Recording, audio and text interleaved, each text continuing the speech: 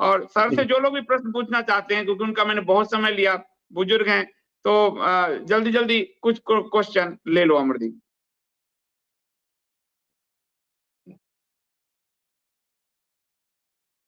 हर हर महादेव जी जी। स- रामाशंकर कटारे जी हैं, अपने मध्य प्रदेश से ही हैं, कह रहे हैं हिंदू संघ को अपना मुखिया मानता है, वर्तमान के लगभग 90% संत संघ के निकट जाने को लालायित हैं, इसलिए वो भी हिंदुओं की मूल मांग के समर्थन में खड़े नहीं होते। पहला वाक्य ही गलत है। और क्या होता है, जब हम आधारभूत बात गलत कहते हैं तो उस पर खड़ी सारी इमारत, ढांचा गलत है, बुनियाद गलत है तो ढांचा गलत है। हिंदू संघ को अपना मुखिया मानता है, ये झूठ है। हिंदू संघ को अपनी एक भुजा मानता है। हिंदू समाज संघ को अपना एक लाडला बेटा मानता है जिससे कुछ अपेक्षा करता है। मुखिया मानने का, किसी संगठन को मुखिया मानने का भारत में कोई चलन नहीं। संगठन के कर्म का धर्माधर्म विवेक करना, यही भारत की परंपरा है। किसी एक संगठन को मुखिया मानना ये कम्युनिस्टों का धंधा है ना। ये कम्युनिस्ट पार्टी, जो लोग आरएसएस को communist party, Hindu communist party बनाना चाहते हैं, वो ये फालतू बात करते हैं। हिंदू संघ को मुखिया नहीं मानता है। हिंदू संघ को अपना एक सशक्त संगठन मानता है। और जब हिंदू किसी को मानता है तो उसके हिंदू के प्रति कर्तव्य होते हैं। जैसे हमारे समाज का कोई बेटा है, वो बहुत ही सशक्त है, चुस्त है, तो हमारी उससे अपेक्षा है। तो संघ जहां तक हिंदुओं की अपेक्षा को पूरा करता है, वहां तक वो साधुवाद का पात्र है। जहां नहीं पूरा करता, वहां उस पे कसा जाना चाहिए अनुशासन। संत लोग इसलिए संत संघ के निकट जाने को ललायित रहते हैं, ये उनकी व्यक्तिगत इच्छा है, मैं उसमें कुछ नहीं कहूंगा, है ना। लेकिन संतों पर एक अलग एक दिन आप चर्चा कर लीजिए जी जी सर। इस पे, क्योंकि इसका उत्तर कम से कम 40 मिनट का होगा, संक्षेप में भ्रम होगा। मैंने अपनी पुस्तक में भी लिखा है और कई जगह पोस्ट में बार बार लिखता हूँ। जब इस पुस्तक में भी आपने सार बता दिया कि हिंदू धर्म को अधिकार विहीन कर दिया 1947 में जवाहरलाल नेहरू ने, है ना। आप स्वयं भी अभी इसको सार रूप में समझ गए थे, संदीप देव जी ने ये बात कही है। मैंने अपनी पुस्तक में ये बताया है प्रकारांतर से कि हिंदुओं से हिंदू धर्म छीन लिया गया है 15 अगस्त 1947 के बाद। ये बहुत बड़ा अपराध है। इस अपराध को दूर करने में संघ की कोई भूमिका नहीं है। और संत लोग जो हैं वो अधिकार विहीन होने के कारण डरे हुए हैं। अरे इतने पवित्र शंकराचार्य जो हैं श्रृंगेरी के, उनको हत्या के झूठे आरोप में गिरफ्तार कर लिया गया। दुनिया में और किसी पोप को गिरफ्तार करके देखिए, खून की नदियां बह जाएंगी। तो क्यों नहीं बही? इसलिए नहीं कि हिंदू कायर है। हिंदू समाज, हिंदू विश्व की सबसे योद्धा जाति है। कानून के द्वारा वर्तमान में जो लोग भारत में शासन कर रहे हैं, वो हिंदुओं के धर्म के प्रतिनिधि नहीं है।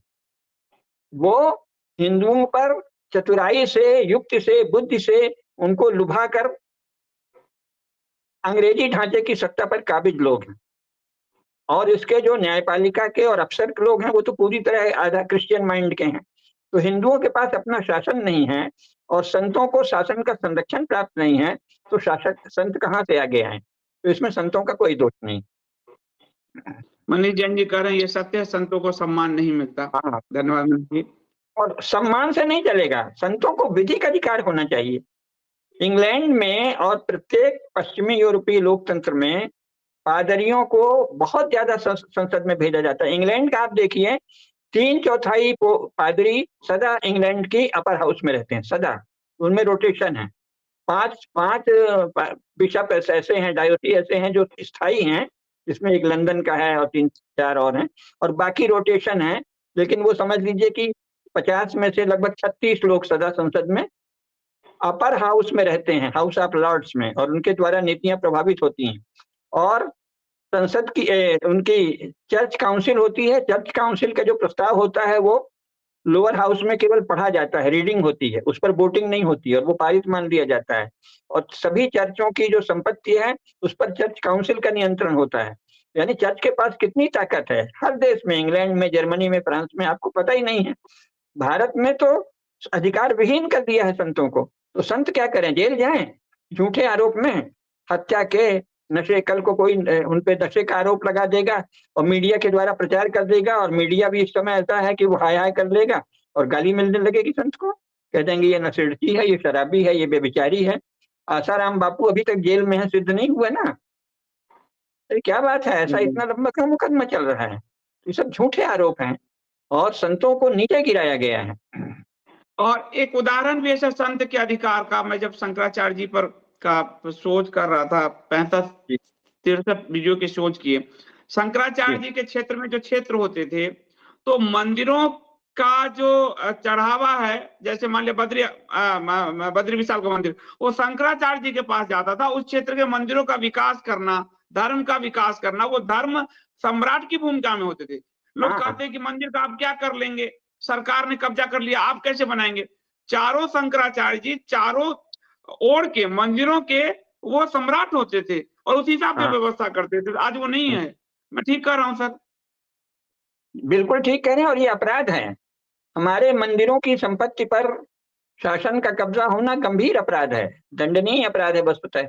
लेकिन समाज में चेतना जगनी चाहिए। किस आधार पर आप चर्च काउंसिल, माने चर्चों की संपत्ति पर शासन का नियंत्रण नहीं होता, चर्च की महासभा का होता है, और यहाँ तो कोई महासभा ही नहीं है धर्म और मंदिर की। तो ये जो शासन ने अपने आप को एक और सेकुलर कहने वाले, धर्मनिरपेक्ष कहने वाले, धार्मिक मामलों में तटस्थ कहने वाले लोग कैसे मंदिरों पर कब्जा किए बैठे हैं? किस आधार पे आधे से ज्यादा मंदिर जो है वो सरकारी नियंत्रण में क्यों है? ये स्वयं में एक अपराध है, क्रिमिनल एक्ट है। क्रिमिनल एक्ट है। हाँ, ले लो सर, थक गए होंगे, जल्दी जल्दी ले लो प्रश्न। पारस चौहान जी, सर से हम लोग बहुत सीखते हैं। हम लोगों को मार्गदर्शन मिलता है, तो ये बहुत बड़ी बात है। राजेश जी धन्यवाद कि इस उम्र में भी वो सबको और पुस्तकों के जरिए वो मार्गदर्शन दे रहे हैं, बहुत बड़ी बात है। गौरांग जी, सर संजीव जी सर से पूछा जाए कि नेता मंत्री कौन सा विधान वाले पुस्तक पढ़ें? पढ़ लिया। पहली बात कि 90% नेता और मंत्री कोई विधान नहीं पढ़ते, संविधान भी नहीं पढ़ते। मैं व्यक्तिगत रूप से जानता हूं, मैं शासन के बहुत निकट भी रहा हूं। हमारे अधिकांश नेता और मंत्री संविधान, भारत का संविधान भी नहीं पढ़ते। जब कोई प्रसंग आता है तो जल्दी से सचिव से पूछते हैं कि इस विषय में संविधान में क्या लिखा। तो पहले तो वो संविधान पढ़ें, फिर दुनिया के संविधान पढ़ें। दुनिया का संविधान पढ़ेंगे तो जान लेंगे कि संविधान कैसे कैसे होते हैं, अपने आप अकल आ जाएगी। और अगर धर्मशास्त्र पढ़ लें तब तो खैर वो धन्य ही हो जाएंगे। और अगर धर्मशास्त्र नहीं पढ़ते, अगर उनको संस्कृत का ज्ञान नहीं है और धर्म में श्रद्धा भी नहीं है, अगर वो अंग्रेजियत के और यूरोपियत के गुलाम हैं, तो दुनिया के ही संविधान पढ़ लें और भारत का संविधान पढ़ लें। और भारत का संविधान कैसे तोड़ा मरोड़ा है ये पढ़ लें। कांग्रेस ने, अरे हमने तो शुरू में मांग की थी कि भाजपा को तत्काल एक आयोग बनाना चाहिए कि संविधान का दुरुपयोग कांग्रेस ने कैसे किया।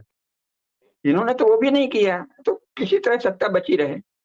संविधान का एक बात आप ठीक कह रहे हैं, संविधान सभा में बहस चल रही थी, राम बहादुर राय जी ने अपनी पुस्तक में लिखा है, और अंबेडकर भारत के गांवों को अधिकार देने को तैयार नहीं थे। तो भारत में तो कुछ है ही नहीं गांव। तो पूरे 2 दिन तक भयंकर अंबेडकर पर हमला किया गया कि आपको भारत के गणतंत्र की कोई जानकारी नहीं है, और अंबेडकर को मानना पड़ा और अंबेडकर ने अपनी बात वापस लिया। तो जब अंबेडकर जी को नहीं नॉलेज था, तो इन मंत्री और इन सबको कहाँ नॉलेज होगा नेताओं को? और जबकि मान्यता यह है कि ये जनप्रतिनिधि हैं। जनप्रतिनिधि का अर्थ होता है अपने क्षेत्र की प्रथाओं, परंपराओं, रीतियों, रिवाजों का भरपूर ज्ञान हो। ऐसा एमएलए और एमपी होना चाहिए। ठीक बात है। अब तो फिल्म स्टार हो जाते हैं एमपी। धन्यवाद शिप्रा जी, धन्यवाद। राजेश जी कह रहे थे, आज रामेश्वर मिश्र जी को सुन के अपने गौरवशाली इतिहास एवं ज्ञान का बोध हुआ। इनके वैदुष्य को साधुवाद है और इन्हें आईएसडी पर बुलाने के लिए आपका आभार है। लोग धन्यवाद, धन्य भागी हैं सर, आप आए पधारे, thank you so much sir.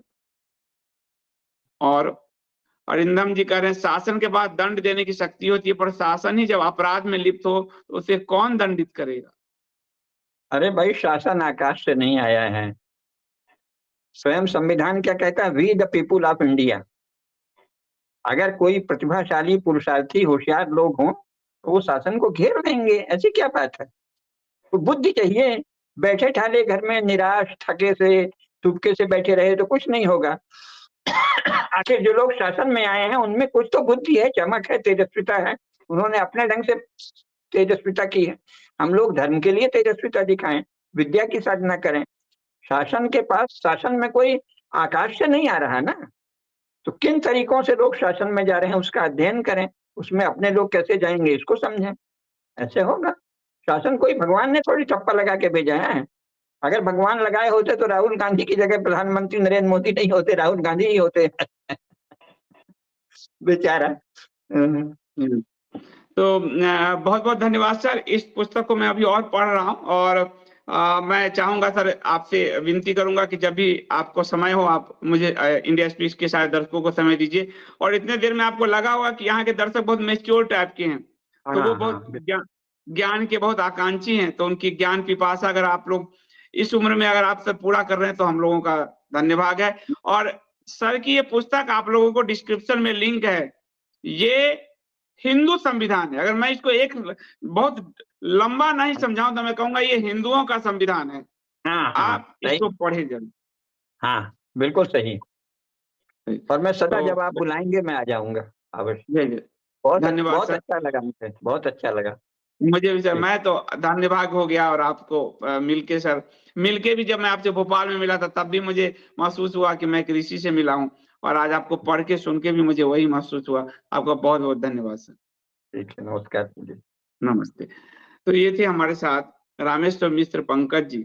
और जैसा कि मैंने आपको कहा, अद्वितीय समाजशास्त्र, ये भारत के हिंदू सनातन धर्म का समाजशास्त्र है, हिंदुओं का अपना संविधान है।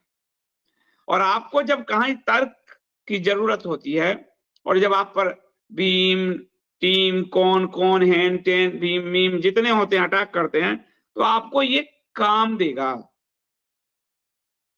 स्त्री पे अटैक होगा, स्त्री वाली बात पे कि तुम्हारे यहाँ, तो आपको रिफरेंस दे सकोगे। संतति पे तो आप रिफरेंस दे सकोगे। संपत्ति पे आप रिफरेंस दे सकोगे। जाति आप रिफरेंस दे सकोगे। वर्ण आप रिफरेंस दे सकोगे। परिवार आप रिफरेंस दे। सारे धर्म सूत्र को एक जगह माला में पिरोकर प्रोफेसर रामेश्वर मिश्र पंकज जी ने आप सबके लिए, हम सब के लिए ये माला लेकर आए हैं। और ये हम सबके घर में होना चाहिए ताकि आप रेफरेंस देख सकें। तर्कशील हिंदू ही हिंदू समाज की, हिंदू धर्म की, पुनः वह गौरवशाली हिंदू सनातन धर्म की स्थापना कर पाएगा। तर्क तथ्य और धर्मशील हिंदू ही, बाकी नहीं कोई कर पाएगा। राजनीतिक सत्ता सिर्फ बांटती है, धर्म जोड़ेगा। और धर्म जोड़ने के लिए धर्म का ज्ञान, उसके अंदर के निहित भाव, यथार्थ बोध ये होना चाहिए। तब जाकर हम आगे अपने धर्म का प्रचार प्रसार पूरी दुनिया में कर पाएंगे। जो भगवान श्री कृष्ण ने कहा कि धर्म को धारण करने वाला और धर्म का प्रचार ही आगे आपको आगे बढ़ाएगा। शास्त्र कहते हैं धर्म की रक्षा करने वाले की ही धर्म रक्षा करता है। तो अभी के लिए इतना ही। आप सब और इस गूढ़ विषय पे आप सबने अपना समय दिया, इसके लिए आप सब धन्यवाद के पात्र हैं। आप सबका बहुत बहुत धन्यवाद। आप सबको शुभ रात्रि। जय सिया राम।